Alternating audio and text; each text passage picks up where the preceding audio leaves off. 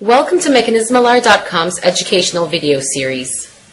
Half of the world's electricity is generated by coal power plants, and there are close to 3,000 large coal power plants around the world. In this video, we're going to show you how these controversial yet indispensable power plants work. The idea behind the power plant in this video is to show you how to convert energy stored in the coal to electricity. To increase burning efficiency, a powdered coal and air mixture enters the furnace.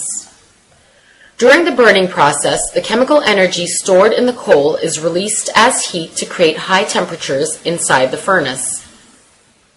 This heat passes to the water inside the coils located in the furnace. The hot water is then forced to move to the boiler where it evaporates and generates high-pressure steam.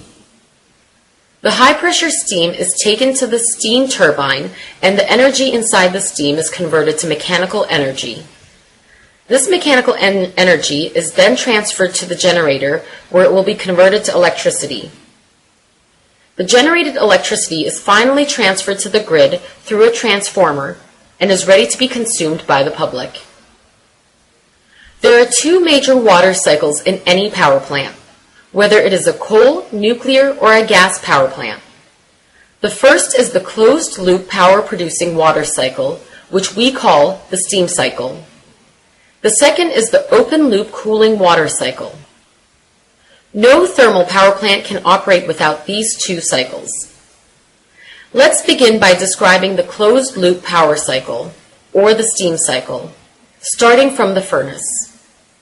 First, intense heat inside the furnace heats the water within the coils, which is coming from the condenser. This heated water is forced to the boiler where it evaporates. The pressure inside the boiler can be more than 200 bars. The high-pressure steam obtained in the boiler is sent to the steam turbine, which passes the steam between fixed and rotating sections, converting the energy stored in the steam to mechanical energy. The steam leaves the turbine at close to vacuum pressure, near condensation temperature.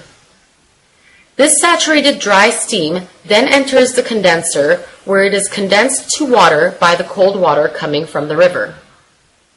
Finally, the condensed water is pumped to the furnace, where it starts heating the coils inside the furnace to complete its cycle.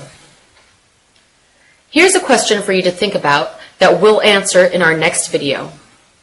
Why is a very small portion of pressurized steam diverted to the bearing section of the turbine, where the low-pressure steam leaves the turbine? Now let's discuss the second cycle, the open-loop cooling cycle, which starts by pumping cold water from the upstream section of the river into the condenser inside the steel tubes. While saturated steam is condensed to water, the water from the river is heated. The heated water is then dispensed to the downstream section of the river. To protect ecological stability of the river, the temperature rise should be kept to a minimum. In short, dispelled water makes the river or lake warmer than it otherwise would be. This is why some marine animals, such as manatees, spend their winter close to the power plants, to protect themselves from the harsh winter temperatures. This concludes the first part of our presentation about coal power plants. The second presentation will describe key facts about the 400 megawatt coal power plant. Thank you for watching our videos and for your continued support. Please don't forget to subscribe.